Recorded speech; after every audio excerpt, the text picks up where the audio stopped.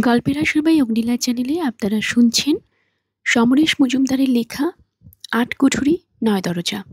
আজ এর 10ম পর্ব। ফার্গিস চোখ বন্ধ করলেন, নিজেকে শান্ত করার চেষ্টা করলেন, তারপর হাসলেন। আমি যদি ঘটনাস্থলে না থাকতাম তাহলে এতক্ষণে আপনার কবরের ব্যবস্থা করতে হতো। আমার লোকগুলোর মাথা এত মোটা যে কি বলবো। ওরা সুড়ঙ্গের ভেতর জল ঢুকিয়ে আপনাদের ডুবিয়ে মারার পরিকল্পনা করেছিল। আপনি ভাগ্যবান। ডেভিডের মাথা ঝিমঝিম করছিল, শরীর গোলাচ্ছিল।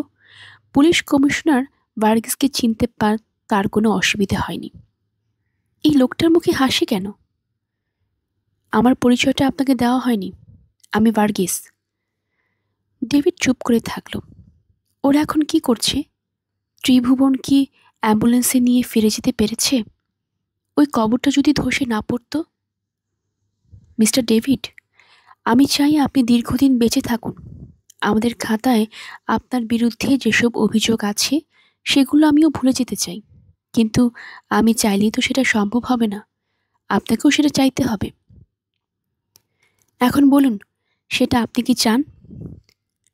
ভার্গিস বেল টিপলেন। ডেভিড চেয়ারে ধীরে ধীরে মাথা রাখল। তার মাথার অনেকখানি এখন ব্যান্ডেজের আড়ালে। মাথার ভেতরটা টনটন করে উঠল। ভার্গিস কি চাইছে?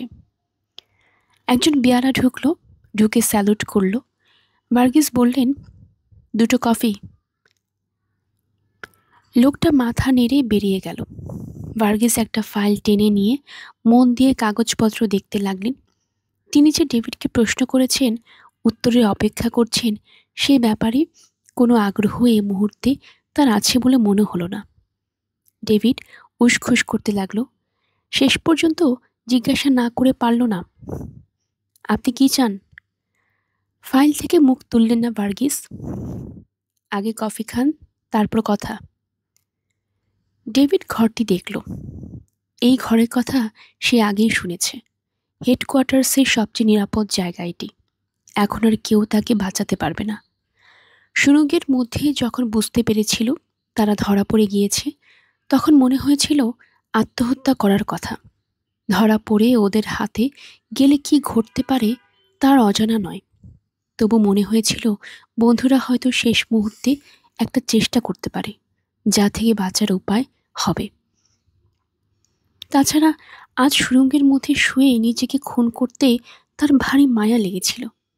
এখন পুলিশ কমিশনার তার সঙ্গে যে ব্যবহার করছে তা সে মোটেই আশা করেনি। লোকটার এত ভদ্রতা যে নিছকই মুখোশ, তা না বোঝার মতো মূর্খ সে নয়। কিন্তু কেন করছে লোকটা? কফি এলো। ডেভিডের সামনে কাপ-ডিশ রাখা হলে ভার্গিস বললেন, নিন, খেয়ে দেখুন। এরকম কফি শহরে কোথাও পাবেন না। আচ্ছা, আপনি কখনো কোনো কফির বাগানে গিয়েছেন? এক্সপিরিয়েন্স আছে? না, বলল ডেভিড। আমিও যাইনি। নিন, কাপ তুলুন। ডেভিড কফির কাপে চুমুক দিতেই একটা মোলায়েম আরাম টের পেল। শরীরের এই চাহিদার কথা যেন ভার্গিস জানত। কফি খেতে খেতে সে যতবারই চোখ তুলেছে ততবারই দেখেছে ভার্গিস তার দিকে এক দৃষ্টিতে তাকিয়ে আছে। কোনো কথা বলছে না লোকটা। সে পেয়ালা শেষ করে বলল, ধন্যবাদ। শব্দটা আমি উচ্চারণ করতে পারলে খুশি হব। তার মানে? আপনাকে আমি একটা প্রশ্ন করেছিলাম, আপনি দীর্ঘজীবন চান কি না? কে না চায়? আপনি? হ্যাঁ, আমিও। ধন্যবাদ মিস্টার ডেভিড। ভার্গিস সামান্য ঝুঁকলেন। কিন্তু আপনাকে আমি এই রাজ্যে থাকতে দিতে পারছি না। আমার লোক আপনাকে সীমান্তে ছেড়ে দিয়ে আসবে।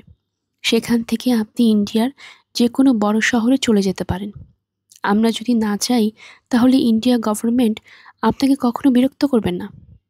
আপনি দীর্ঘজীবন সেখানেই বাস করতে পারবেন। আপনার বয়স বেশি নয়। বিয়ে করে সংসারী হওয়ার সময় এখনও আছে। ডেভিড ঠোঁট কামড়াল। ভার্গিস বললেন, এসবই সম্ভব হবে যদি আপনি আমার সঙ্গে হাত মেলান। আমি আপনাকে ছোট ছোট কয়েকটা প্রশ্ন করব, আপনি তার ঠিকঠাক জবাব দেবেন। ব্যাস, আমার কথা আমি রাখব। আপনি কি প্রশ্ন করবেন? গুড। প্রথম প্রশ্ন, সুড়ঙ্গটা কেন খুঁড়েছিলেন? সেটা বুঝতে কি এখনো আপনার অসুবিধা হচ্ছে? ভার্গিস থমকে গেলেন, নিজেকে সামলালেন। প্রশ্ন আমি করব, আপনি নন। ডেভিড হঠাৎ সাহসী হলো। আবে, সুড়ঙ্গ খুঁড়ে কবরের কাছে কেন পৌঁছেছিলাম সেটা কি বুঝতে কারো অসুবিধা হয়েছে? যে কেউ বুঝবে। আমি নির্বোধ, তাই বুঝিনি। ঠিক আছে, আরও আগে থেকে প্রশ্ন করছি। ওই সুড়ঙ্গ খোঁড়া শুরু হয় কবে থেকে? চুরুট নামিয়ে রাখলেন ভার্গিস অ্যাস্ট্রের কানায়। ডেভিডের শরীর শিরশির করে উঠল। এবার ভার্গিস জাল গোটাতে শুরু করেছে। হয় তাকে সব কথা বলে দিতে হবে, নয়। জ্ঞান ফিরে আসার পরই মনে হয়েছিল তার উপর অত্যাচারে বন্যা বইবে। এখনও সেটা হয়নি, কারণ ভার্গিস তাকে বিশ্বাসঘাতক হবার সুযোগ দিচ্ছে। যে মুহূর্তে লোকটা বুঝবে মিষ্টি কথায় কাজ হবে না, তখনই নির্মম হয়ে উঠবে। ও ইচ্ছে করলে তাকে সারা জীবন জেলে পরিচয় মেরে ফেলতে পারে। ফাঁসিয়ে ঝোলাতে একটু সময় নেবে না। সে কি করবে? আধা সত্যি বলেই সময় নেবে? সময় নিয়ে বা কী হবে? আধা সত্যি ধরা পড়া মাত্র ও ভয়ঙ্কর হয়ে উঠবে। কি করা উচিত? একজন বিপ্লবীর এই অবস্থায় অত্যাচার সহ্য করে মারা যাওয়াটাই নিয়ম। ডেভিড দেখল ভার্গিস তার দিকে এক দৃষ্টিতে তাকিয়ে রয়েছে। সে জবাব দিল, কয়েকদিন হলো। কয়েকদিন? তার মানে আকাশলাল ধরা পড়ার আগেই, তাই তো? সেরকমই দাঁড়ায়। মিস্টার ডেভিড, আমি বাঁকা কথা একদম পছন্দ করি না, আর আমার পছন্দের ওপর আপনার ইন্ডিয়া যাওয়া নির্ভর করছে। হ্যাঁ, আকাশলাল মারা যাওয়ার আগেই, অর্থাৎ সে যখন আপনাদের সঙ্গে ছিল তখনই ওই সুড়ঙ্গ খোঁড়া হয়েছিল। আপনারা কি করে জানতেন যে সে মারা যাবে? তার ডেড বডি কবর থেকে বের করতে হবে। আকাশলালই ব্যাপারটার পরিকল্পনা করেছিল। আপনারা কারণ জানতে চাননি? তার ধারণা ছিল আপনারা ওকে মেরে ফেলবেন। ভার্গিস হাসলেন। লোকটাকে নির্বোধ ভাবার মতো নির্বোধ আমি নই। আকাশলাল নিশ্চয়ই জানত আমরা ওর বিচার করব। বিচারটা 7 দিনেও শেষ হতে পারে, 7 মাসও লাগতে পারে। বিচারের শেষে হয়তো ওর মৃত্যুদণ্ড হতো, কিন্তু ততদিন ধরে একটা চওড়া রাজপথের নিচে সুড়ঙ্গ খুঁড়ে রাখার বোকামি সে করত না।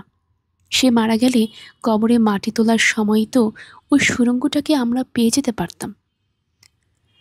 না মিস্টার ডেভিড, আপনার এই মিথ্যা ভাষণ আমার পছন্দ হচ্ছে না। আপনি সত্যি কথা বলুন। আমাকে হুকুম দেওয়া হয়েছে, আমি আদেশ পালন করেছি মাত্র। তার মানে আপনিও জানতেন না আকাশলাল ধরা পড়ার কিছু সময় পরেই মারা যাবে? খুব ভালো কথা। আকাশলালের মৃতদেহটা কোথায় পাঠিয়েছেন? মাথা নাড়ল ডেভিড। সেটা আমার জানা নেই। ভার্গিসের মুখটা যেন আরো বড় হয়ে গেল। আমার ধৈর্য বড় কম। একবার আপনার শরীরে হাত দিলে এতক্ষণ যে প্রস্তাব দিয়েছি তার মনে রাখা দরকার বলে ভাবব না। আপনি আমাকে বিশ্বাসঘাতকতা করতে বলছেন? বিশ্বাসঘাতকতা? কার বিরুদ্ধে? নিজের দেশকে বিপন্ন করে বাইরের শক্তির সঙ্গে হাত মেলানো বিশ্বাসঘাতকতা নয়? ভার্গিস হাত নাড়লেন। কার বিরুদ্ধে? নিজের দেশকে বিপন্ন করে বাইরের শক্তির সঙ্গে হাত মেলানো বিশ্বাসঘাতকতা নয়। নেমে এলেন আপনি থেকে তুমিতে। তোমার সঙ্গে এসব আলোচনা করে সময় নষ্ট করব না। আকাশলাল মরেছে, কিন্তু কিছু রহস্য রেখে গেছে। বাকি যারা আছে তাদের খুঁজে বের করতে আমার বেশি সময় লাগবে না। এই যে তুমি, তোমাকে আমি সুড়ঙ্গের মধ্যেই মেরে ফেলতে পারতাম। মারিনি, কিন্তু তার জন্য কৃতজ্ঞতা বোধও তোমার নেই। ডেভিডকে বেশ চিন্তিত দেখাচ্ছিল। শেষ পর্যন্ত সে মাথা নাড়ল। আমি জানি না। ভার্গিস আর সময় নষ্ট করলেন না।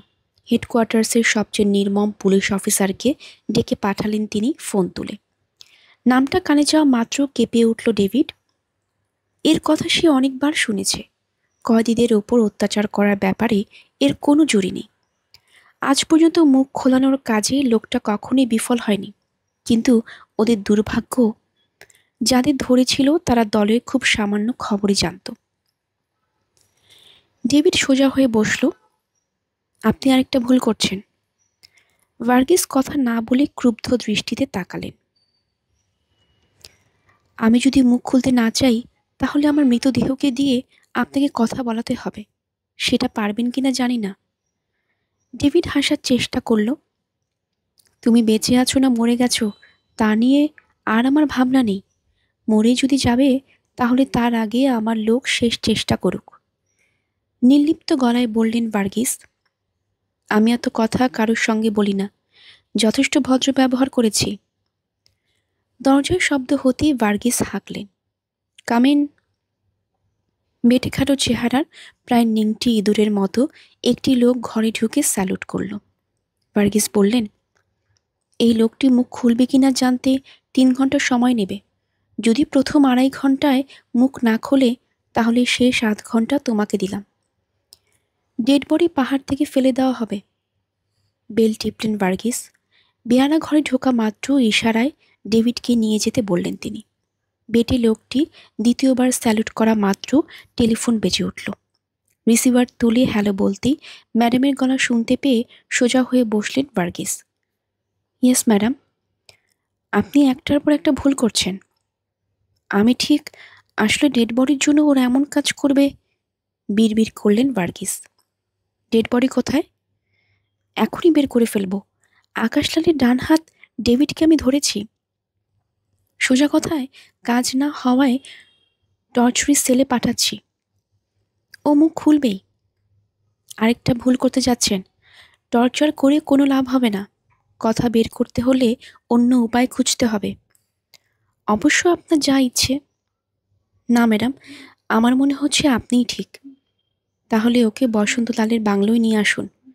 ব্যাপারটা যত কম জানাজানি হয় তত ভালো। মিনিস্টার তো আপনাকে আলটিমেটাম দিয়ে দিয়েছেন। হ্যাঁ ম্যাডাম।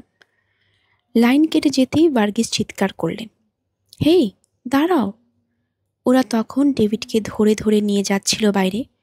ভার্গিস চিৎকার শুনে হকচকিয়ে গেল। ভার্গিস কলার নামালেন। যে যার ডিউটিতে চলে যাও, এভরিবডি। ওকে নিয়ে যাওয়ার দরকার নেই। Get out. বিস্মিত লোকগুলো এবং বেটে মানুষটা ধীরে ধীরে বেরিয়ে যাওয়ার পর ভার্গিস ডেভিডকে চেয়ারটা দেখিয়ে দিল। দয়া করে হেঁটে এসে ওখানে বসো। তোমার জীবনের আয়ু আমি আরেকটু বাড়িয়ে দিলাম। এখন দুপুর। 2টো গাড়ি ছুটে যাচ্ছিল শহর থেকে পাহাড়ি পথ ধরে। প্রথমটি জিপ। সামনের আসনের ড্রাইভারের পাশে ভার্গিস চুরুট মুখে, অত্যন্ত বিরক্ত এবং সেই সঙ্গে চিন্তিত। পেছনে আসছিল পুলিশের ভ্যান। সেখানে 8 জন পুলিশের মাঝখানে ডেভিড রয়েছে। ভ্যানের বাইরে থেকে আরোহীদের বোঝা যাচ্ছিল না ভার্গিসের বিরক্তি এইভাবে শহরের বাইরে আসতে হচ্ছে বলে। কদিন থেকে বিশ্রাম শব্দটাকে তিনি প্রায় ভুলতেই বসেছেন। সেটা নিয়ে মাথাও ঘামাচ্ছেন না এখন। কিন্তু তার মনে হয়েছিল এই সময় শহরে থাকা দরকার। অ্যাম্বুলেন্সটার খোঁজ পাওয়া গিয়েছে, কিন্তু তার ড্রাইভার এবং অফিস জানিয়েছে লেডি প্রধান অসুস্থ খবর আসায় অ্যাম্বুলেন্সটি রাস্তায় বেরিয়েছিল। বৃদ্ধা মহিলা অসুস্থ হতেই পারেন এবং হয়েছিল, তার প্রমাণ বেরোবার আগে তিনি পেয়েছেন। অতএব অ্যাম্বুলেন্সটিকে নিয়ে বেশি দূর ভাবা যাচ্ছে না। হঠাৎ ভার্গিসের খেয়াল হলো, লেডি প্রধানের মতো বিত্তশালিনী বৃদ্ধা হাসপাতালে যাওয়ার জন্য কেন অ্যাম্বুলেন্সকে তলব করবেন? তার নিজের গাড়ি তো রয়েছে। বৃদ্ধার সঙ্গে কথা বলা দরকার। ওর বাড়ির লোকদের জেরা করলে জানা যাবে সত্যি কেউ অ্যাম্বুলেন্সের জন্য ফোন করেছিল কিনা। ভার্গিস তৎক্ষণাৎ হেডকোয়ার্টার্সের সঙ্গে ওয়্যারলেসে যোগাযোগ করে এই তদন্তটি করে ফেলার নির্দেশ দিলেন। সময় বেরিয়ে যাচ্ছে, অথচ ডেড বডির কোনো পাত্তা নেই। ডেভিডকে নিজের গাড়িতে নিয়ে আসা হয়তো উচিত ছিল, কিন্তু ঝুঁকি নিতে চাননি তিনি। কে বলতে পারে ওর বন্ধুরা শহরের বাইরে তার উপর চড়াও হতে চেষ্টা করবে না। অবশ্য ভ্যানটাকে তিনি বাংলোর বেশ কিছুটা দূরেই রেখে দেবেন। চিন্তাটা অন্য কারণে। বাবু বসন্তলালের বাংলোয় ডেভিডকে নিয়ে যেতে নির্দেশ দিয়েছেন ম্যাডাম। কেন? তালে গলে ওখানকার কথায় মাথায় ছিল না ভার্গিসের। সেই সার্জেন্ট আর চৌকিদারটা এখনো বাংলোতেই আছে। বাবু বসন্তলালের খুনি চৌকিদারটাকে বাঁচিয়ে রাখতেই হবে তাকে। ম্যাডাম জানেন লোকটা পলাতক। ওকে কিছুতেই ম্যাডামের সামনে আসতে দেওয়া যাবে না। মিনিস্টারকে যেমন ম্যাডাম আটকাতে পারেন, ঠিক তেমনি ম্যাডামের ওঝা হবে ওই চৌকিদারটি। হেডকোয়ার্টার্স থেকে বের হওয়ার আগে তিনি নিজস্ব টেলিফোনে কয়েকবার চেষ্টা করেছেন বাংলোর সার্জেন্টকে ধরতে। ওখানে সমানে রিং হয়ে গিয়েছে, কেউ রিসিভার তোলেনি।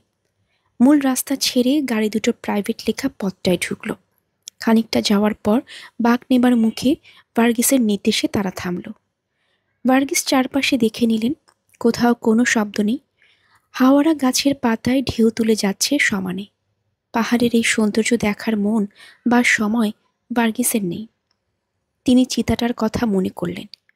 এই দিন দুপুরে নিশ্চয়ই সেটা এখানে অপেক্ষা করবে না আক্রমণের জন্য। ভার্গিস হেঁটে ভ্যানের সামনে পৌঁছালেন। আদেশ দিলেন বন্দিকে নামিয়ে দিতে। ডেভিডকে নামানো হলো। ওর হাত করার দিকে একবার তাকালেন তিনি। ওটা থাক, ঝুঁকি নেবার কোনো মানে হয় না। সবাইকে ওখানে অপেক্ষা করতে বলে ডেভিডকে জিপে তুলে ড্রাইভারকে সরিয়ে নিচে স্টিয়ারিং বসলেন। ডেভিডের মাথায় যন্ত্রণা হচ্ছিল, ব্যান্ডেজে ইতিমধ্যে লাল ছোপ এসেছে। সে ভার্গিসকে জিজ্ঞাসা করল, আপনি আমাকে কোথায় নিয়ে যাচ্ছেন? গেলেই দেখতে পাবে। এতক্ষণে তোমার ছাল চামড়া ছাড়িয়ে নেবার কথা। কপাল করে জন্মেছিলে বলে আমার পাশে বসে যেতে পারছো। ভার্গিস চুরুট চিবোলেন। ডান দিকে বাঘ ঘুরতেই জিপ চালাতে চালাতে রেখে পা দিলেন ভার্গিস। তার বুক ধক করে উঠল। নিচে ঢালু পথটার শেষের মাঠের গায়ে বাংলোর সামনে একটা সাদা টয়োটা দাঁড়িয়ে আছে।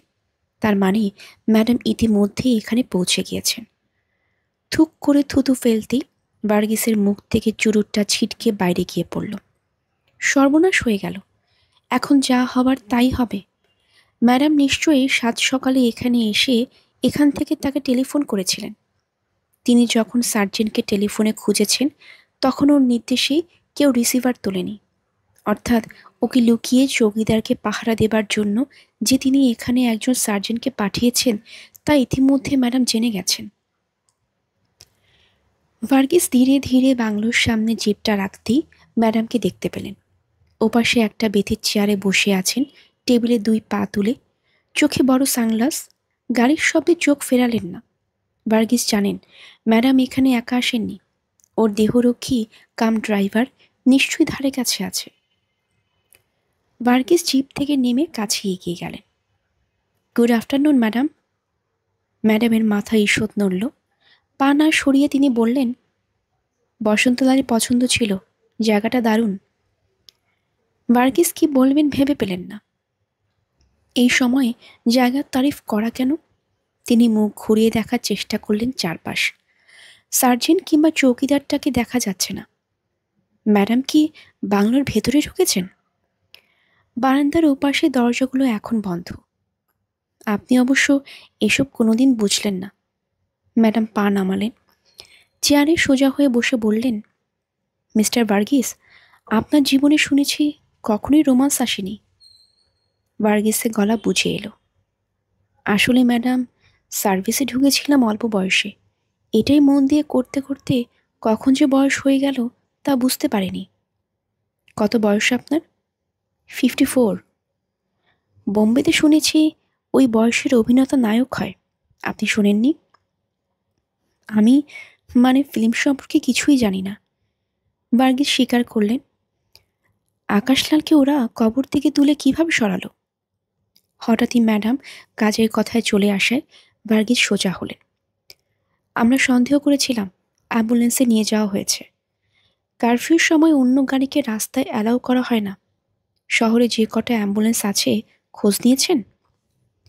হ্যাঁ, যে অ্যাম্বুলেন্সটি আটকানো হয়েছিল সেটা নাকি লেডি প্রধানের কল পেয়ে গিয়েছিল। ভদ্রমহিলা খুবই অসুস্থ। লেডি অ্যাম্বুলেন্সে করে হাসপাতালে যাবেন এটা ভাবতে পারেন? না ম্যাডাম, কিন্তু লেডির সঙ্গে কথা বলা যাবে না এখন। ওর বাড়ির লোকদের জেরা করা অর্ডার দিয়ে এসেছি। গুড। লোকটাকে এনেছেন? হ্যাঁ, আমার জিপে আছে। নিয়ে আসুন এখানে। ভার্গিস ফিরে গেলেন জিপের পাশে। ডেভিডকে হুকুম করলেন নেমে আসতে। ডেভিড ভদ্রমহিলাকে লক্ষ্য করছিল। এখানে তাকে কেন নিয়ে আসা হয়েছে তা সে বুঝতে পারছিল না। ডেভিড কাছে যেতেই ম্যাডাম উঠে দাঁড়ালেন। হ্যালো, আপনি ডেভিড? হ্যাঁ, বসুন। মিস্টার ভার্গিস, আমরা কি কথা বলতে পারি? হ্যাঁ। ভার্গিস প্রথমে বুঝতে পারেননি। আমরা একটু কথা বলতে চাই। আপনি ততক্ষণে জায়গাটাকে দেখুন। বলা যায় না এই 54-এও নতুন করে সব কিছু শুরু করতে পারেন। ম্যাডাম শব্দ করে হাসলেন। অর্থাৎ ওকে সরে যেতে বলা হচ্ছে। এটা বেআইনি। ম্যাডাম সরকারের কেউ নন। তার সঙ্গে এত বড় অপরাধীকে একা রেখে যাওয়ার জন্য তাকে জবাবদিহি দিতে হতে পারে। কিন্তু একথাও ঠিক, ম্যাডাম ছাড়া তার কোনো অবলম্বন নেই। ভার্গিসে মনে হলো তার সামনে একটা সুযোগ এসেছে। হাত করা থাকায় ডেভিডের পক্ষে পালিয়ে যাওয়া অসম্ভব। কিন্তু তিনি এই ফাঁকে বাংলোটাকে সার্ভে করে নিতে পারেন। যদি সার্জেন্ট চৌকিদারকে নিয়ে এর ভেতরে লুকিয়ে থাকে তাহলে তাদের সরাবার ব্যবস্থা করতে পারবেন। ভার্গিস হাঁটতে শুরু করলে ম্যাডাম বললেন, আপনাকে বসতে বলেছি। ডেভিড বসল। এতক্ষণে সে ভদ্রমহিলাকে চিনতে পেরেছে। এই রাজ্যের সবচেয়ে ক্ষমতাবতী মহিলা। এই আঙ্গুলের ইশারায় সব কিছু হতে পারে। ম্যাডাম চেয়ারে বসে বললেন, আকাশলালকে নিয়ে গিয়ে কি করবেন? আমি জানি না। আমি জানি। তার মানে? কোনো মৃত মানুষকে নতুন করে কবর দেবার জন্য কেউ এমন ঝুঁকি নেয় না। আমি আপনার কথা বুঝতে পারছি না। ঠিক আছে, আপনি চাইলে আমি বুঝিয়ে দেব। তার আগে বলুন, আমাদের মধ্যে কি ধরনের সম্পর্ক হবে? আপনি আমার বন্ধুত্ব চান? ঠোঁটের কোণে মদির ভাঁজ ফেললেন ম্যাডাম। ধরা পড়ার পর থেকে এতক্ষণ যেভাবে কেটেছে এই মুহূর্তটি তার সম্পূর্ণ বিপরীত। ওই হাসিটি ডেভিডকে বেশ নাড়া দিল। তবু সে বলল, বন্ধুত্ব সমানে সমানে হয়। ঠিক কথা। আর হয় নারী এবং পুরুষে, তাই না? এবার হাসিটা আরও একটু জোরে। বাংলোর বারান্দায় উঠেও সেই হাসি শুনতে পেলেন ভার্গিস। মেয়ে মানুষটার মতলব কি? এত হাসি ওরকম একটি দেশদ্রোহীর সঙ্গে কিভাবে হাসছে? মানুষ যদি হাসি শুনে পেটের সব কথা উগরে দিত তাহলে টর্চার শেল তুলে দিতে হতো বাহিনী থেকে। ভাঙা কাচের দরজার সামনে এসে দাঁড়ালেন ভার্গিস। চাপ দিলেন, কিন্তু ওটা খুলল না। অতএব ভাঙা জায়গা দিয়ে হাত ঢোকাতে ছিটকিনি পেয়ে গেলেন। যে কেউ বাইরে এসে এইভাবে দরজা বন্ধ করে চলে যেতে পারে। ভার্গিস ঘাড় ফিরিয়ে তাকালেন। লনে দুটো মানুষ এখন নিজেদের কথা নিয়ে ব্যস্ত। তিনি দরজাটা ভেতরে ঢুকেই বন্ধ করে দিলেন। বাইরে তবু হাওয়ার শব্দ ছিল, ভেতরে কোনো আওয়াজ নেই। ভার্গিস জানেন ওরা এখানেই লুকিয়ে আছে। হয়তো ম্যাডাম এসেছেন বলেই সামনে আসতে পারছে না। তিনি চাপা গলায় ডাকলেন, অফিসার? কেউ সাড়া দিল না। ভার্গিস ধীরে ধীরে ঘরটি অতিক্রম করলেন। জানলাগুলোর সামনে দিয়ে যাওয়ার সময় তার চোখ বাইরে লক্ষ্য করছিল। ম্যাডাম এবং ডেভিড কথা বলছে। ভার্গিস হাসলেন। ম্যাডামের শরীরে এখনও এইসব কী সব বলে সেসব আছে, কিন্তু লনের চেয়ারে বসে কথা বললে ডেভিড কতটা কাত হবে? দ্বিতীয় ঘরটি ডাইনিং কাম স্টোর রুম। লুকোবার জায়গা নেই। তৃতীয় ঘরটিতে একটু ন্যাড়া তোষক রয়েছে খাটের ওপরে। ঘরটিকে ব্যবহার করা হয়েছে। অ্যাশট্রেতে প্রচুর সস্তা সিগারেটের অবশিষ্ট। ঘরের একপাশে টেবিল চেয়ার। ভার্গিস টেবিলের সামনে দাঁড়ালেন। কয়েকটা পেপার ওয়েট আর একটা কলমদানি ছাড়া টেবিলে কিছু নেই। লোক দুটো গেল কোথায়? ম্যাডামকে দেখে জঙ্গলে পালিয়ে যায়নি তো? যেতে পারত যদি সার্জেন্ট একা থাকতো। চৌকিদারটা তো সহজে যেতে চাবে না। ওর মস্তিষ্ক ঠিকঠাক নেই। ভার্গিস ড্রয়ার টানলেন। কয়েকটা কাগজ, একটা ডট পেন এবং হাত ঘড়ি চোখে পড়ল। ঘড়িটাকে তুলে নিলেন ভার্গিস। ঠিক সময় দিচ্ছে। সাধারণ ঘড়ি নিত্য চোখে পড়ল। নিত্য দম না দিলে যে ঘড়ি বন্ধ হয়ে যায়, এটি সেই রকমের। ব্যান্ড চামড়ার, নাকের কাছে ধরতে ঘামের গন্ধ পেলেন এবং তারপরে খেয়াল হলো গত বছর বাহিনীর সব পুলিশ অফিসারকে বোর্ড একটা করে হাত ঘড়ি দিয়েছিল। ওপরের অফিসাররা দামি ঘড়ি পেয়েছিলেন, নিচের তলায় এরকম ঘড়ি দেওয়া হয়। অর্থাৎ ঘড়িটি এখানের সার্জেন্ট রেখেছে। দাম দেওয়া হয়েছে গত 24 ঘন্টার মধ্যে। আর তার একটাই অর্থ, সে এখানে ছিল এবং এখনও আছে। ভার্গিস চাপা গলায় ডাকলেন, সার্জেন্ট। দরজা জানলা বন্ধ থাকায় নিজের গলা আরো মোটা এবং জর্ণ বলে মনে হলো ভার্গিসের। ব্যাটা গেল কোথায়? তিনি ঘর থেকে বেরিয়ে এলেন ঘড়িটা পকেটে পুরে। এপাশে একটা ছোট দরজা, ঠেলাঠেলি করতে সেটাও খুলল। ভার্গিস দেখলেন নিচের সিঁড়ি চলে গেছে এবং নিচের তলায় আলো জ্বলছে। আচ্ছা, সার্জেন্টের লুকিয়ে থাকার জায়গা আবিষ্কার করে ভার্গিস খুশি হলেন। মাটির নিচের ঘরেই বাবু বসন্তলালের কফিন ছিল। নিজের রিভলভারটাকে হাতে দিয়ে ছুঁয়ে নিয়ে ভার্গিস তার ভারী শরীর কাঠের সিঁড়িতে রাখলেন। ঠক ঠক শব্দ হচ্ছে, নিচের ঘরে বোটকা গন্ধ। তিনি নিচে নামা মাত্র শব্দ হতে লাগলো। একটা ছোট কাঠের টুকরো যেন পড়ে গেল। ভার্গিস রিভলভার বের করে ডাকলেন, সার্জেন্ট, ভয় পাওয়ার কিছু নেই। ম্যাডাম এখনই চলে যাবেন। বেরিয়ে আসুন, কুইক। আরেকটা আওয়াজ হলো। ভার্গিস মুখ ফিরে দেখতে পেলেন দুটো ধাড়ি ইঁদুর ছুটে গেল পাশ দিয়ে। এত বড় ইঁদুর সচরাচর দেখা যায় না। তিনি কয়েক পা এগিয়ে ঘরটিকে দেখলেন। পুরনো আসবাব ডাই করে রাখা হচ্ছে এখানে। মাকড়সার জাল ছিল একসময়, এখন তার কিছু কিছু এখানে ওখানে ঝুলছে। টেবিলের উপর একটা কফিন পড়ে আছে। এই কফিনটির কথা তিনি জানেন। বাবু বসন্তলালের মৃতদেহ মাটির নিচের ঘরে একটি কফিনে রাখা ছিল। মনে হচ্ছে এটিই সে কফিন। তিনি এগিয়ে যেতে কফিনের ভেতর থেকে স্রোতের মতো ইঁদুরের দল বাইরে লাফিয়ে লাফিয়ে পড়তে লাগলো। ভার্গিসের মতো মানুষও একটু ভয় পেয়ে গেলেন কাণ্ড দেখে। রিভলভারে গুলি দিয়ে ইঁদুর মারার মতো কাজ যদি তাকে করতে হয়, তাহলে লজ্জার শেষ থাকবে না। কিন্তু এদের কাণ্ড এবং সাহস দেখে সেটাই মনে হচ্ছে। ভার্গিস বুঝতে পারলেন কফিনে কিছু না থাকলে ওর ভেতর ইঁদুরদের আকর্ষণ থাকত না।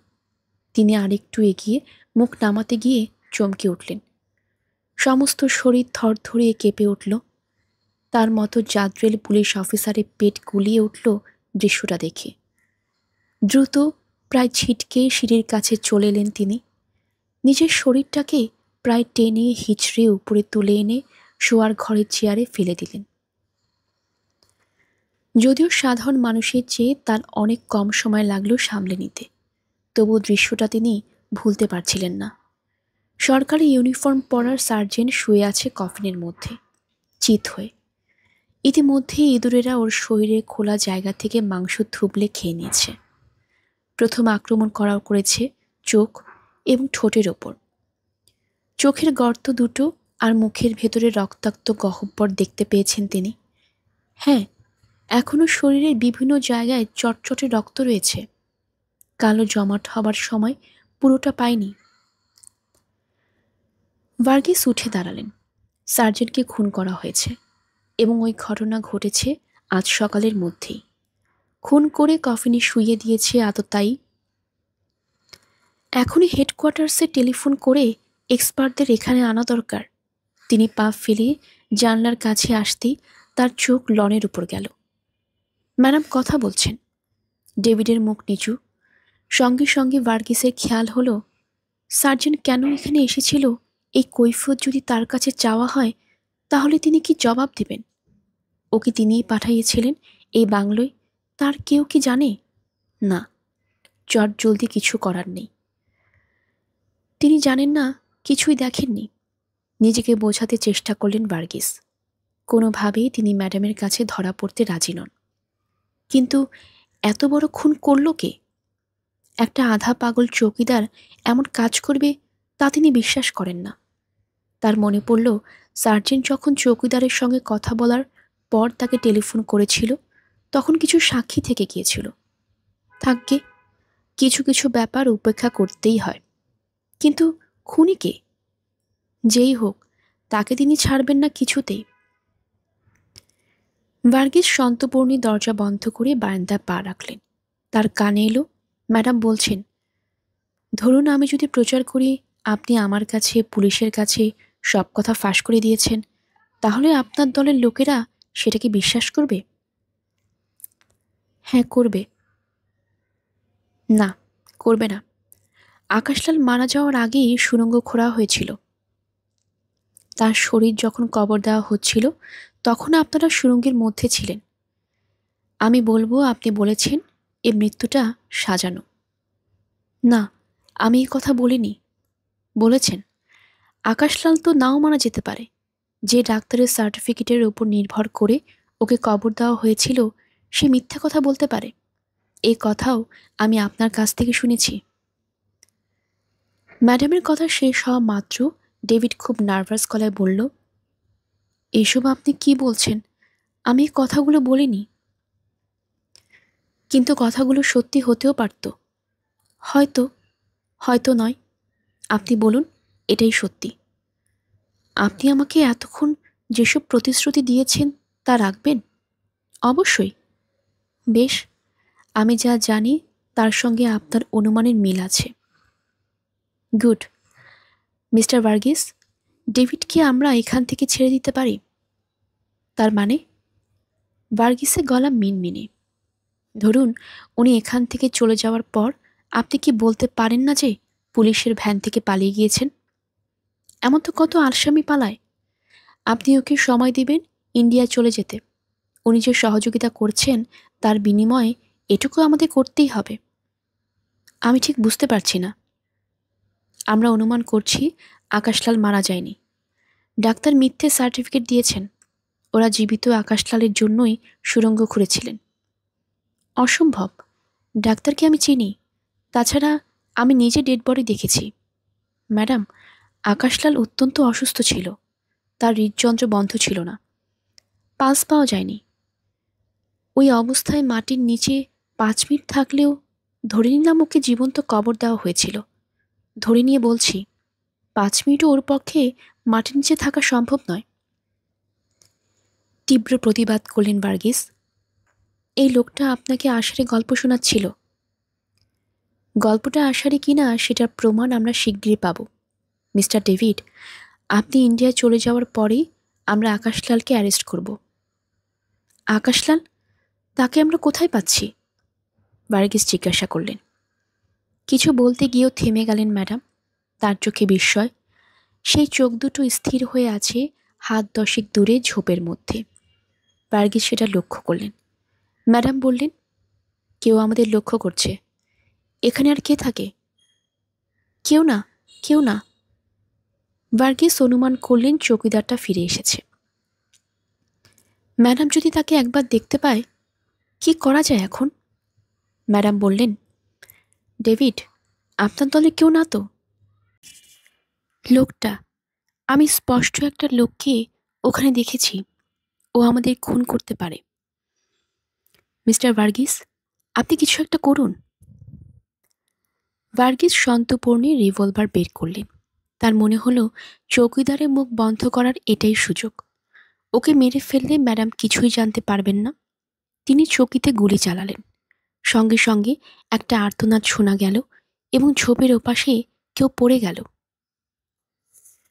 ভার্গিস রিভলভার নিয়ে ছুটে গেলেন। ঝোপ সরিয়ে কাছে যেতেই লোকটাকে দেখতে পেয়ে তিনি হতভম্ব হয়ে গেলেন। ওর পরনে ড্রাইভারের পোশাক। এই লোকটাই তো ম্যাডামের গাড়ি চালায়। এই সময় পেছনে আওয়াজ পেলেন ভার্গিস, মাই গড, এ আপনি কাকে গুলি করেছেন? আমি বুঝতে পারিনি, আমি একদম ভাবিনি। কোকিয়ে উঠলেন Verghese. Is he dead? Verghese শুকে দেখলেন। বুঝতে অসুবিধে হলো না। মাথা নেড়ে হ্যাঁ বললেন। ওর পকেটে কি আছে দেখুন। ভার্গিস চিৎ করে লোকটাকে শুইয়ে পকেটে হাত দিলেন। কাগজ, আইডেন্টিটি কার্ড, কারফিউ পাস এবং একটি ছোট পিস্তল বেরিয়ে এলো। ওগুলো আমার হাতে দিন। ভার্গিস আদেশ মান্য করল। ড্রাইভারের পকেটে পিস্তল কেন? ম্যাডাম ঘুরে দাঁড়িয়ে চিৎকার করলেন, ওহো নো! ভার্গিস বেরিয়ে এলেন ঝোপের আড়াল থেকে। ডেভিড ততক্ষণে দৌড়ে লনের শেষ প্রান্তে চলে গিয়েছে। জঙ্গলে ঢুকে পড়ছে। ম্যাডাম ঠান্ডা গলায় বললেন, ফায়ার করুন। ছুটে গেলে লোকটাকে ধরা যায়। হাতে হাত করা নিয়ে কেউ দ্রুত পালাতে পারে না। ওকে মেরে ফেললে অনেক ক্ষতি। ম্যাডাম দাঁতে দাঁত চাপালেন, শুট হিম। আর পারলেন না ভার্গিস। রিভলভারের লক্ষ্য সম্পর্কে কোনো দ্বিধা করার কারণ ছিল না। ডেভিডের শরীরটা জঙ্গলে আটকে পড়ল। ম্যাডাম বললেন, গিয়ে দেখুন মারা গিয়েছে কিনা। ভার্গিসকে ছুটতে হলো। ডেভিড মৃত জানাতেই ম্যাডাম বললেন, ওর হাত করা খুলে নিন। আমার ড্রাইভারকে খুন করে পালাচ্ছিল বলে আপনি ওকে খুন করতে বাধ্য হয়েছেন। বাই। মহিলা দ্রুত চলে গেলেন গাড়ির পাশে। ব্যাগ থেকে চাবি বের করে দরজা খুলে স্টিয়ারিংয়ে বসলেন। তারপরেই সাদা হাঁসের মতো বেরিয়ে গেল সাদা টয়োটা। দুপাশে দুটো মৃতদেহ। ভার্গিস লনের মাঝখানে এসে দাঁড়ালেন। পকেট থেকে রুমাল বের করে কপালে ঘাম মুছলেন। গাড়ির চাবি ড্রাইভারের কাছেই থাকার কথা। ওর পকেটে চাবিটা ছিল না, ছিল ম্যাডামের ব্যাগে। কেন? যিনি গাড়ি চালিয়ে আসেননি তিনি কেন চাবি রাখবেন? ড্রাইভারকে পাশে বসিয়ে ম্যাডাম নিশ্চয়ই গাড়ি চালাননি। ম্যাডাম কি জানতেন ড্রাইভারকে সরিয়ে দিতে হবে? তার মানে ওই ড্রাইভারই সার্জেন্টকে খুন করেছে, আর সেই কারণে প্রমাণ লোপ করতে পিস্তলটা নিয়ে গেলেন। ভার্গিসের সমস্ত শরীর কেঁপে উঠল। কি ভয়ানক মহিলা! নিজের ড্রাইভারকে খুন করে হতে দেখেও তিনি ভার্গিসকে কোনো রকম দোষারোপ করেননি।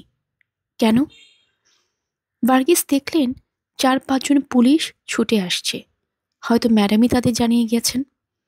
তিনি একটা চেয়ারে বসে পড়ে বললেন, দুপাশে দুটো মৃতদেহ আছে। ভেতরে নিচের তলা ঘরে আরেকজন। 3টে বডি এক জায়গায় করো। পুলিশরা কাজে লেগে গেল। ভার্গিস বসে বসে ভেবে কুল পাচ্ছিলেন না। এসব করে ম্যাডামের কি লাভ হচ্ছে? ঘটনাগুলো এমনভাবে ঘটে গেল যে ম্যাডামকে কোনোভাবেই দোষী করা যাবে না। বরং ম্যাডাম ইচ্ছে করলে তাকেই মাথা নাড়লেন ভার্গিস। আর তখনই ওপাশে জঙ্গল থেকে একটা পুলিশ চিৎকার করে সঙ্গীদের ডাকতে লাগলো। মিনিট খানেকের মধ্যেই ভার্গিস নিজের চোখে দৃশ্যটা দেখলেন। 3টে নয়, আজ বাংলোর ভেতরে বাইরে 4টে মৃতদেহ রয়েছে। চৌকিদারকে গলায় ফাঁস দিয়ে মেরে গাছে ঝুলিয়ে দেওয়া হয়েছে। ওর জন্য বুলেট খরচ করেনি ম্যাডামের ড্রাইভার। ত্রিভুবন ঘড়ি দেখল। অপারেশন হয়ে গেছে অনেকক্ষণ। পাশের বন্ধ দরজার ওপারে আকাশলাল এখন অনেকগুলো নল জড়িয়ে পুতুলের মতো স্থির। ওইরকম ব্যক্তিত্ববান মানুষটি জীবিত না মৃত তা ঠাওর করা যাবে না এই মুহূর্তে।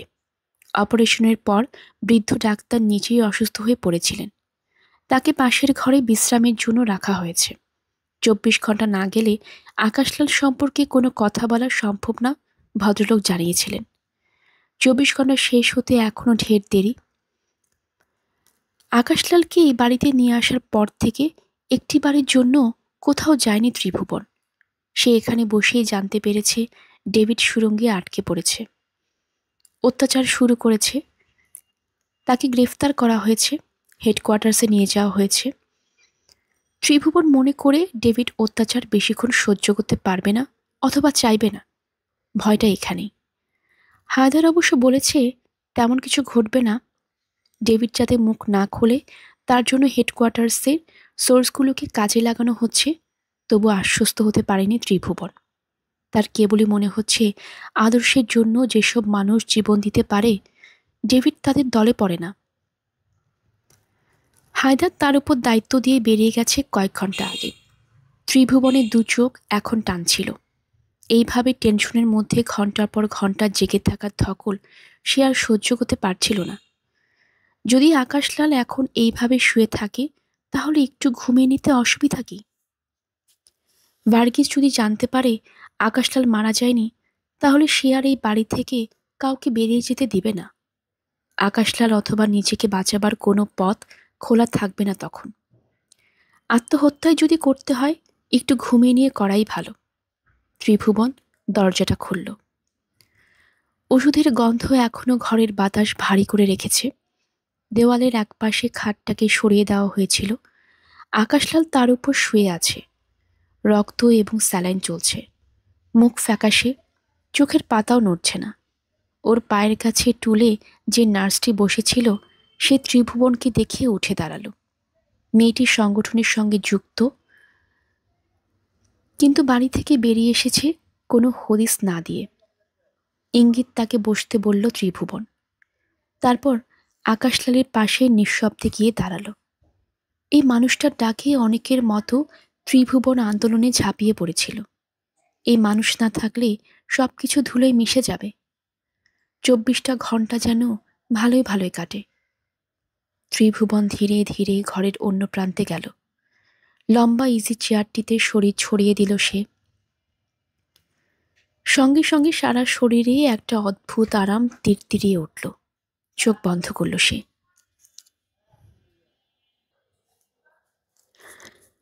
আরো কয়েক ঘন্টা পরে হায়দারের মুখোমুখি বসেছিল ত্রিভুবন। এখন তার শরীর বেশ ঝরঝরে। হায়দার দু হাতে মাথা ধরে আফসোসের শব্দ বের করল মুখ দিয়ে। হাতে হাত করে নিয়ে কেউ পুলিশের সামনে দিয়ে পালাতে চায়? কি করে এমন বোকামি করলো ও আমি ভাবতে পারছি না। ত্রিভুবন ঠোঁট কামড়াল। ওকে মুখ খুলেছিল? সম্ভবত নয়। ওর কাছ থেকে কিছু জানতে পারলে ভার্গিস এতক্ষণ চুপ করে বসে থাকতো না। ওর মৃতদেহ কোথায়? পুলিশ মর্গে। ভার্গিস ঘোষণা করেছে ডেভিডের আত্মীয় স্বজন সৎকারের জন্য মৃতদেহ নিয়ে যেতে পারে। মুশকিল হলো ওর কোনো নিকট আত্মীয় নেই। ভার্গিসও সেটা জানে। সে হয়তো ভাবছে আমরা এই কাজটা করতে এগিয়ে যাব। মূর্খ। হায়দার কাঁধ নাচালো। তাহলে ডেভিডের শেষ কাজ কি করে হবে? আমরা ঝুঁকি নিতে পারি না। অন্য কাউকে পাঠাও। কাকে পাঠাবো? যেই যাবে পুলিশ আমাদের সঙ্গে তাকে জড়িয়ে ফেলবে। বলতে বলতে হঠাৎ হায়দারের মনে পড়ে গেল কিছু। একটু ভাবল, তারপর বলল, একটি ইন্ডিয়ান সাংবাদিক মহিলা খুব জ্বালাচ্ছে। সব ব্যাপারে তার খুব কৌতূহল। কারফিউর মধ্যে কবরখানে পৌঁছে গিয়েছিল। এখন ওকে কোনো মতে ওর ট্যুরিস্ট লজের ঘরে আটকে রাখা হয়েছে। ওই মেয়েটিকে রাজি করানো যেতে পারে। মেয়েটি কি ডেভিডকে চেনে? না, কিন্তু কৌতূহল বেশি বলে দেখাই যাক না। হায়দার উঠে দাঁড়ালো। ডাক্তার কেমন আছে? 24 ঘন্টা তো শেষ হয়ে গেল। ভদ্রলোকের নার্ভের ওপর প্রচণ্ড চাপ পড়েছিল। এখন একটু সুস্থ। চলো কথা বলি। দরজায় শব্দ করে ভেতরে ঢুকতে বৃদ্ধ মুখ ফেরালেন। টেবিলের উপর ঝুঁকে কিছু লিখছিলেন তিনি। হায়দার এগিয়ে যেতেই লেখাটা সরাবার চেষ্টা করলেন। কি লিখছিলেন? এটা আমার ব্যক্তিগত ব্যাপার। আপনাদের প্রয়োজনে লাগবে না। ডায়েরি নাকি? দেখতে পারি? বৃদ্ধ হাসলেন। অদ্ভুত ব্যাপার। আপনাদের নেতার জীবন আমার উপর ছেড়ে দিতে পেরেছেন, কিন্তু আমাকে বিশ্বাস করতে পারছেন না। আমি যে কাজটা করেছি তাই মহাদেশে কেউ করেনি, অথবা করতে সাহস পায়নি। অপারেশনের সময় ঠিক কী কী করেছি তার বিস্তারিত বিবরণ লিখে রাখছিলাম। এর অনেক শব্দই চিকিৎসা বিজ্ঞান না জানা থাকলে বোধগম্য হবে না। হায়দার তবু খাতাটা দেখল, একটু চোখ বোলালো। ত্রিভুবনের ব্যাপারটা পছন্দ হচ্ছিল না। এই বৃদ্ধ ডাক্তারকে এখন সন্দেহ করা শুধু বোকামি নয়, অভদ্রতা। খাতাটা ফিরিয়ে দিয়ে হায়দার জিজ্ঞাসা করল, আপনার পেশেন্টের অবস্থা কীরকম? স্বাভাবিক লক্ষণগুলো ফিরে আসছে, তবে... বৃদ্ধ চুপ করে গেলেন। তবে কি? ওর ব্রেন কতখানি স্বাভাবিক থাকবে সে ব্যাপারে সন্দেহ থেকে গেছে আমার। বুঝতে পারলাম না। আমি ওর বুকে যে পাম্পিং স্টেশন বসিয়েছিলাম তার ক্ষমতা ছিল অত্যন্ত সীমিত। বড়জোর 24 ঘন্টা ওটা কাজ করতে পারত। মানুষ স্বাভাবিক অবস্থায় যে অক্সিজেন শরীরে নেয় এবং যতখানি রক্ত চলাচল দেহে করে তার অনেক কম পরিমাণ ওই স্টেশন থেকে আকাশলালের শরীরে পেয়েছে। ওর কিডনি এবং লিভার এটা মেনে নিয়েছিল, কিন্তু ব্রেন যদি না মানতে পারে তাহলে...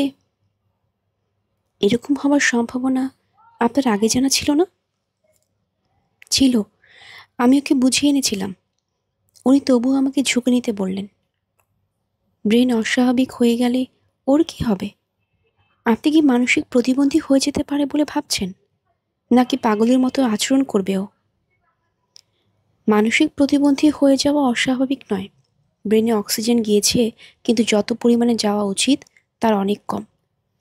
এখনও চোখের পাতা খুলছে, দেখবার চেষ্টা করছে, কিন্তু ওষুধের জন্য ঘুমিয়ে পড়ছে সঙ্গে সঙ্গে। আমাকে আরেকটা দিন দেখতে হবে। আমরা চাই ও সুস্থ হয়ে উঠুক, সম্পূর্ণ সুস্থ। হায়দার বলল। সেটা আমিও চাই। ও সুস্থ হলে আমি নোবেল পুরস্কার পেয়ে যেতে পারি।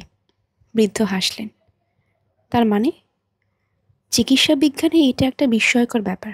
সমস্ত পৃথিবীতে হইচই পড়ে যাবে। বৃদ্ধের মুখ উদ্ভাসিত। হায়দার সেদিকে কিছুক্ষণ তাকিয়ে থেকে নিচু গলায় বলল, কিন্তু ডাক্তার, আপনি কি জানেন ভার্গিস এখন আপনাকেও খুঁজছে? হঠাৎ আপনি উধাও হয়ে গিয়েছেন। আপনি বিপ্লবী ছিলেন না, কিন্তু আমাদের সঙ্গে আপনার কোনো যোগাযোগ হয়েছে কি না তা সে খুঁজে বের করতে চাইবেই। আর এখান থেকে ফিরে গিয়ে আপনি যদি সারা পৃথিবীকে জানান কিভাবে পুলিশকে ধোঁকা দিয়ে আকাশলালের ওপর অপারেশন করেছেন, তাহলে কি একটি দিনই জেলখানার বাইরে থাকতে পারবেন? বৃদ্ধ ডাক্তার ফ্যালফ্যাল করে চেয়ে থাকলেন, যেন এসব কথা তার কাছে অবদ্ধ ঠেকছে। হঠাৎ খুব দুর্বল গলায় বললেন, আপনারা কি আমাকে সারা জীবন বন্দি করে রেখে যাবেন? হায়দারের মুখ এখন বেশ কঠোর। সে বলল, আপনাকে আমরা বন্দি করে রাখিনি। আমাদের নিরাপত্তার জন্যই আপনাকে বাইরে যেতে দেওয়া হচ্ছে না। যে মুহূর্তে প্রয়োজন হবে না, তখনই আপনি জানতে পারবেন। সেটা কবে? আপনার নেতা বলেছিল অপারেশনের পরই আমাকে যেতে দেওয়া হবে। আপনি নিশ্চয়ই তাকে বলেননি এই ঘটনাটা গল্প করে পৃথিবীকে শোনাবেন? হায়দার ঘর থেকে বেরিয়ে গেল ত্রিভুবনকে ইশারা করে। বৃদ্ধের জন্য খারাপ লাগছিল ত্রিভুবনের। মানুষটা ভালো, নিজের কাজে ডুবে থাকেন সব সময়। কিন্তু হায়দার যা বলল সেটাও ঠিক। সে বাইরে বেরিয়ে এলো। হায়দার দাঁড়িয়েছিল। নিচু গলায় বলল, বুড়োটাকে নিয়ে কি করা যায়? ত্রিভুবন বলল, বুঝতে পারছি না। আকাশলাল চেয়েছে সে পৃথিবীর মানুষের কাছে মৃত বলে ঘোষিত হোক। এখন পর্যন্ত তুমি, আমি, ডাক্তাররা আর ওই নার্স ছাড়া একথা কেউ জানে না। ডেভিড জানত। হ্যাঁ, একজনের জানা নিয়ে আর কোনো ভয় নেই। ত্রিভুবনের কথা শুনে হায়দার ওর মুখের দিকে তাকালো। ত্রিভুবন বলল, তুমি ভুলে যাচ্ছ, অপারেশনে এই বৃদ্ধ ডাক্তারকে আরও কয়েকজন সাহায্য করেছিল। মুখ খোলার হলে তারাও খুলতে পারে। কিন্তু আমরা তো ওদের সতর্ক করে দিয়েছি। সেই সতর্কতা ওদের কতদিন মনে থাকবে? থাকবে। না হলে যাতে থাকে তার ব্যবস্থা করতে হবে আমাদের। কিন্তু এই বৃদ্ধকে আমি আর একটু বিশ্বাস করতে পারছি না। এখনই নোবেল প্রাইজ দেওয়ার স্বপ্ন দেখছে।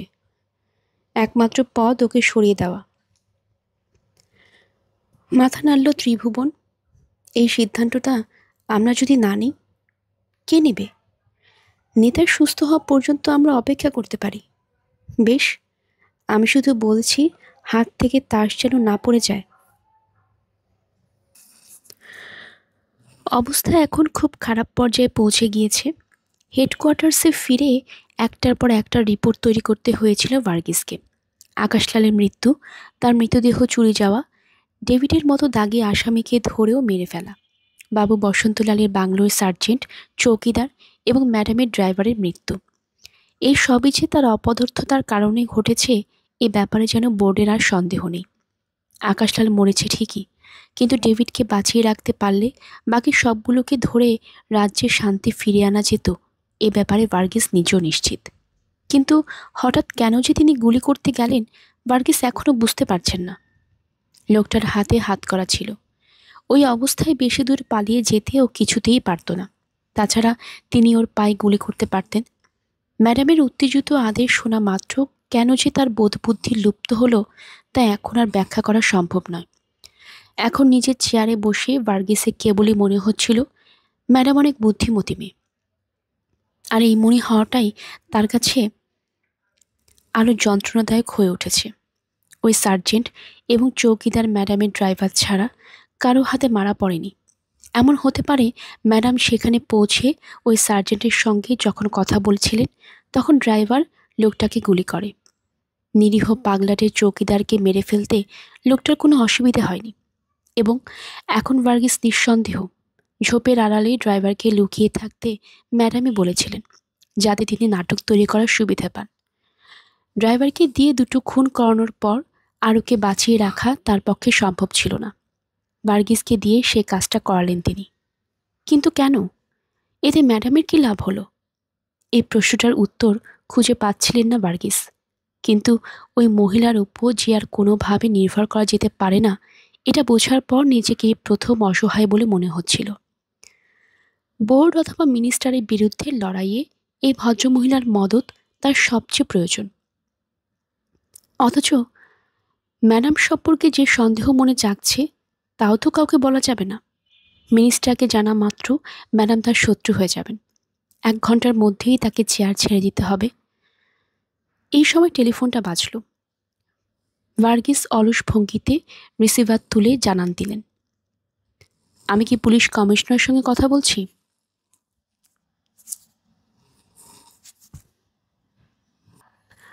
সুন্দর ইংরেজি উচ্চারণ, গলাটা মহিলার। হ্যাঁ, আপনি কি বলছেন? আমি একজন রিপোর্টার। আমার নাম অনিকা। আকাশলালকে অ্যারেস্ট করার আগে আমাকে আপনি দেখেছিলেন। অবশ্য মনে রাখার কথা নয়। ভার্গিস মনে করতে পারলেন মেয়ে মানুষ এবং রিপোর্টার, এই দুটো থেকে তিনি অনেক দূরে থাকা পছন্দ করেন। গম্ভীর গলায় জিজ্ঞাসা করলেন, ব্যাপারটা কি? আপনার সঙ্গে কি দেখা করতে পারি? কেন?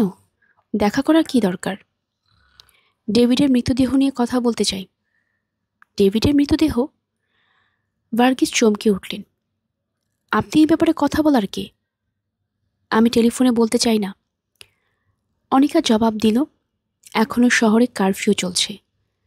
আপনার সাহায্য ছাড়া আমি ট্যুরিস্ট লজ থেকে বের হতে পারছি না।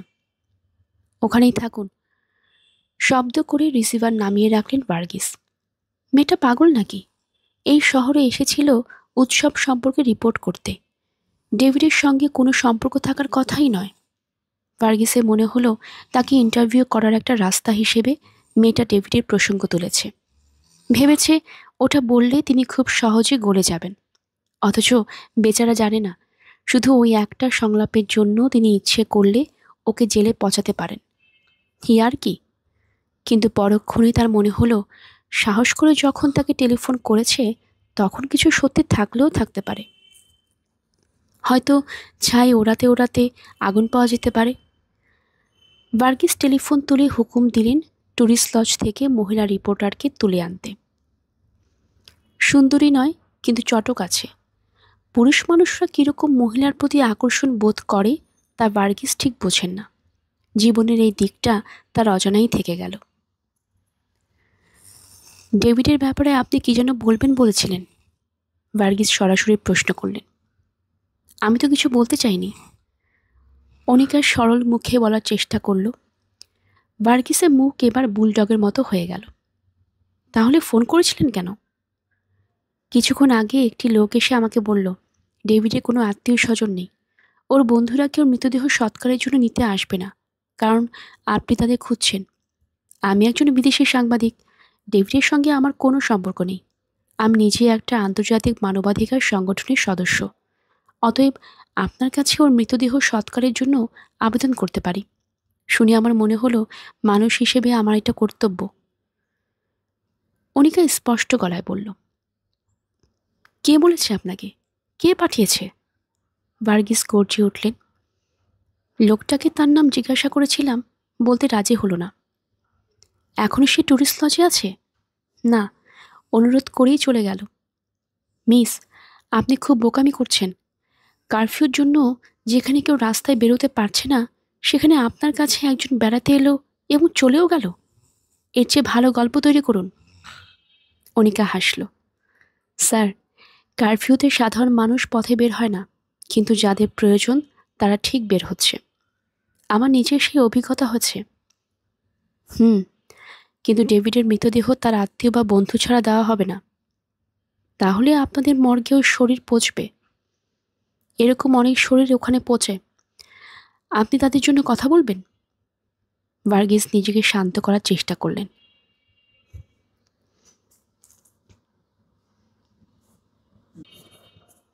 গল্পের আসর বা অগ্নিলা চ্যানেলে আপনারা শুনছিলেন সমরেশ মজুমদারের লেখা ৮ কুঠুরি ৯ দরজা।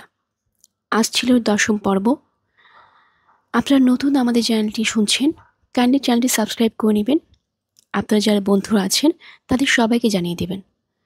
পরবর্তী পর্ব শোনার জন্য আপনাদের সবাইকে আমন্ত্রণ জানানো হলো। সবাই ভালো থাকবেন। ধন্যবাদ।